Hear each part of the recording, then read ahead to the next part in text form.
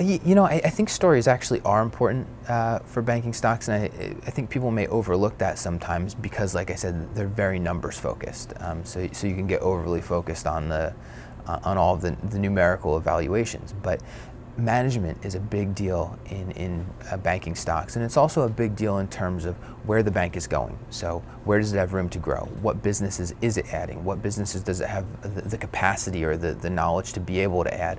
What markets is it in now? What markets does it have the potential to enter? So all these are really big factors that you can't quantify.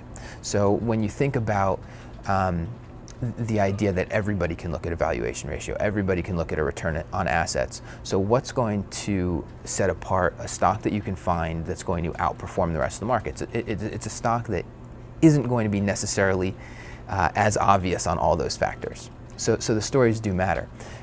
So when we think about those kind of stories, on the one hand, I would mention like a Bank of America, and I think there's a really interesting story there. You've got Ken Lewis, who was the CEO prior to the financial crisis, and Ken Lewis, on the one hand, he did a reasonable job growing the bank in terms of size. I mean, you could potentially give him credit for that. However, I didn't really like the way that he grew the bank from the perspective that he made all these acquisitions and was not always he didn't always do it in a way that he was paying the best price. That I think there was a lot of shareholder value destroyed there, but he was very focused on growing the bank. And obviously we saw that created big problems during the financial crisis. He acquired Countrywide, he acquired Merrill Lynch, which made Bank of America much larger, but has also given it the bulk of the legacy problems that we're seeing today really stem from those acquisitions.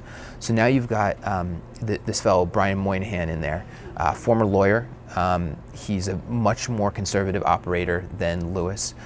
He's focused on right-sizing the bank. He's focused on dealing with the legal overhangs. And so I think what we're going to see as time goes on is we're going to see Bank of America get back to sort of the core operating bank that it was before it took on Countrywide and before it took on Merrill Lynch.